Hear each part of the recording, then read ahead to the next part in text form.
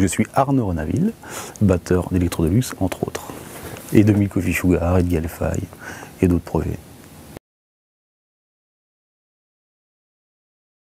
Comment j'ai commencé la batterie? Avec mon oncle, qui était le musicien de la famille. Donc j'ai commencé vers 12-13 ans à jouer de la batterie avec lui. Et puis il m'a encouragé assez vite à aller voir un prof. Donc j'ai été vers 13-14 ans voir mon premier prof en Belgique, qui était un super mec, qui s'appelle Angelo Crisci, qui fait vraiment partie des mecs qui m'ont donné envie de jouer de la batterie et qui m'ont fait avancer. Donc j'ai commencé avec lui. Et puis au bout de quelques années, il m'a encouragé à aller voir André Charlier, que tu connais j'imagine. Et donc j'ai pris beaucoup de cours avec Dédé chez lui à l'époque où il vivait encore en Belgique. Et puis on a bien accroché, et humainement et musicalement. Et il m'a dit, tu sais quoi, si tu veux que ça se passe, il va falloir que tu bouges un peu de la Belgique. Et il m'a poussé à venir en France. Donc j'ai commencé avec lui à faire des stages qu'il organisait à l'époque à Calais, avec Didier Lecoud. J'ai fait ça, puis j'ai fait le MAI où il était prof aussi, où j'ai rencontré Franck Agulon.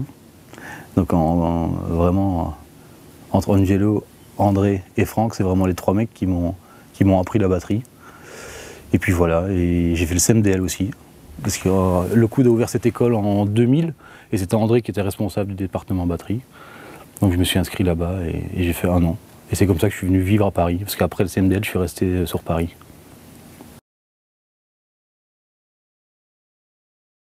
J'étais vraiment branché jazz, swing, on a beaucoup bossé ça. Et je faisais quasiment que ça à l'époque.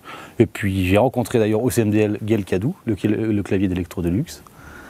Et après cette année à bosser avec lui dans cette école, on a eu envie de monter un projet tous les deux. Et c'est devenu Electro Deluxe, qui est un projet plus groovy. Hein. C'est pas vraiment ternaire, même si ça chorus et tout. Donc voilà, c'est le côté un peu jazz, mais c'est plus binaire. Je dois avoir 16 ans, c'est mon père qui m'emmenait à tous les gigs. Et c'était un groupe, alors accroche-toi, c'était un trio de rockabilly. À l'époque, j'avais les cheveux jusque là. Et c'était contrebasse slap avec un mec qui veut du piano style Jerry Lee Lewis. Et j'ai fait beaucoup de concerts avec eux, on jouait très souvent. Et ça a été une super école. Et après ça, j'ai fait un peu de soirées privées chez moi en Belgique avant de venir en France. Et pareil, tu t'enquilles des répertoires de 5-6 heures, je peux te dire que ça fait bosser aussi.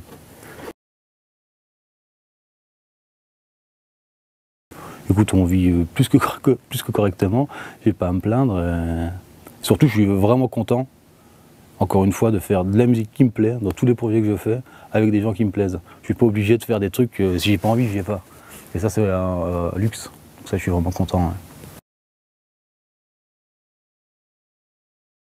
En fait, on l'a créé, le groupe, comme je te disais, moi j'ai rencontré Gaël au CMDL, on a eu envie de monter un projet ensemble, parce qu'on a vachement joué pendant cette année de cours là-bas.